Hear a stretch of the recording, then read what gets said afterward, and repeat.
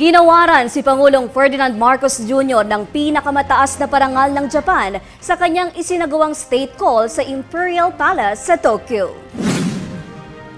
Tinanggap ng Pangulo ang Grand Cordon of the Supreme Order of the Chrysanthemum, isang prestihiyosong pagkilala na iginagawad sa mga pinuno ng Estado at mga natatanging lider bilang pagkilala sa kanilang kontribusyon sa ugnayan sa Japan.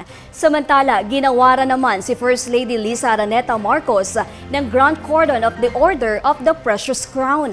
Bilang tugon, iginawad din ng first couple ang Order of Lacandula kay Emperor Naruhito at Order of Gabriela Silang kay Empress Masako. Itinuturing ding espesyal ang state call dahil si Pangulong Marcos Jr. ang ikatlong world leader na formal na tinanggap ni Emperor Naruhito mula nang maupo ito sa trono noong 2019. Kasalukuyang nasa Tokyo ang Pangulo para sa 4 na araw na state visit na layong palakasin ang ugnayan ng Pilipinas at Japan sa larangan ng kalakalan, seguridad at depensa.